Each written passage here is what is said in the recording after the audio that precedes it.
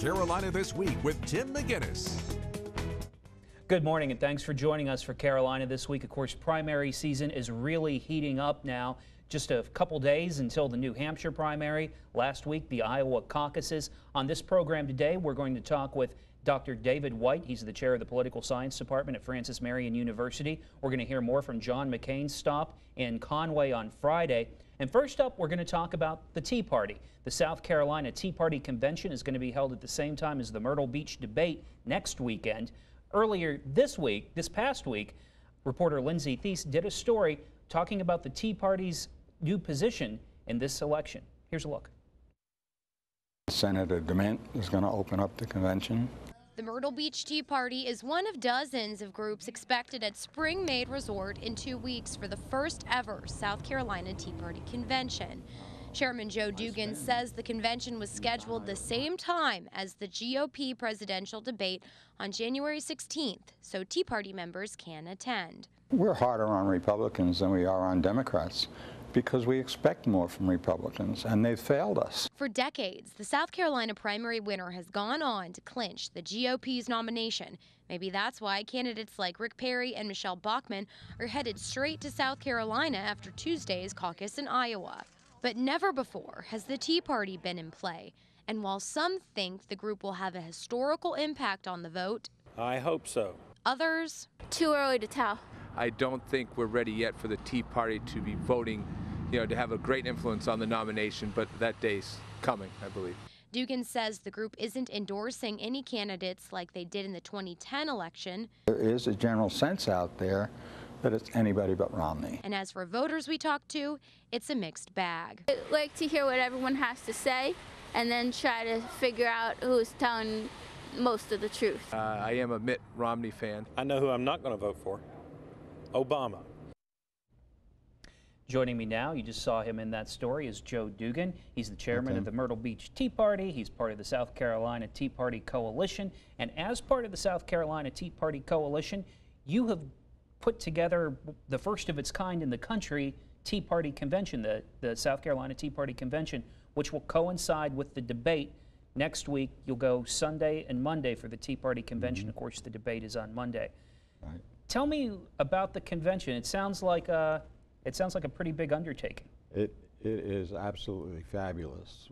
We have been able to recruit some fabulous speakers and authors from all across the country to educate our leaders and members about the different areas that we are very, very interested in.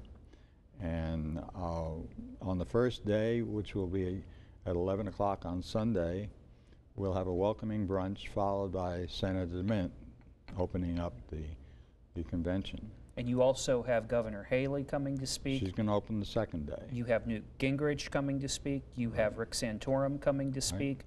You've invited all of the presidential candidates. Yes, we have. Yes, we have. Do you think that this is going to have an impact on South Carolina's vote? Do you think the Tea Party is going to have an impact on South Carolina's vote? Unquestionably.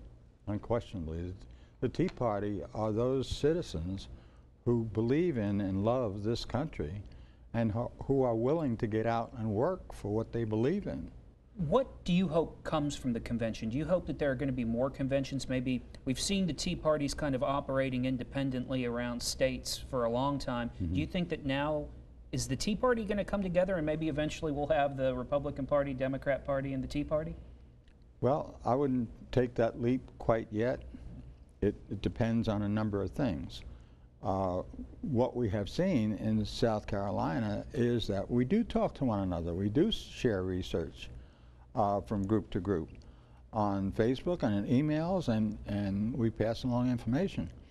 Now, by coming together with this, we want those people to be able to put a face next to the name that they're sending their email to and feel more comfortable in communicating back and forth. And we hope that this fabulous gathering will provide an example to states all across the country of how they too can get together, network, and influence elections not only in their states but nationally. If you listen to the pundits and you look at a lot of the national polls, it looks like Mitt Romney is taking a commanding lead. with the Myrtle Beach Tea Party, you've endorsed Newt Gingrich. Correct. Is such big support for Mitt Romney saying that maybe people aren't, maybe the Tea Party's influence is losing a little bit as Mitt Romney continues to surge nationally? I think so, and I also think they're totally wrong. What the public has seen was the first phase of the Tea Party movement, when people got out and marched on Washington and had signs and flags, and that got a lot of press. But after that was over, they came back to their own states and localities and started phase two. And phase two is establishing that substructure and networking that's necessary to be a strong political force. When you have the Tea Parties all come together in South Carolina and meet next weekend, what do you hope is the outcome? What do you hope is the end result?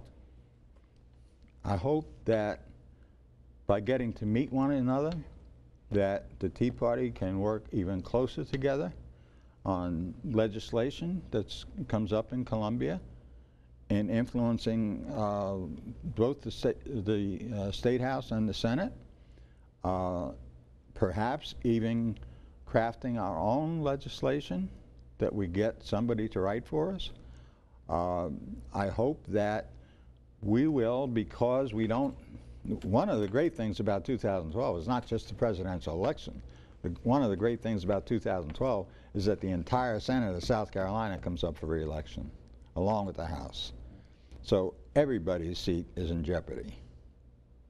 And we hope to be influential in the other states where we don't have a senator running in this state for re-election. But Utah does, and so many other states do, and we don't recognize and stop at our South Carolina border. I mean, we recognize our South Carolina border, but we don't stop there. We want to influence the whole picture across the nation, because we have got to get together as American patriots and change what's going on. Joe, I hate to stop you there, but we've taken up a big chunk of the show already. I appreciate you coming in to talk to me. Of course, we'll be covering your event next weekend. Great. And hope to see you back here real soon. Thanks so much, Tim. It's always great to talk to you. All right. Stay with us. We will be right back.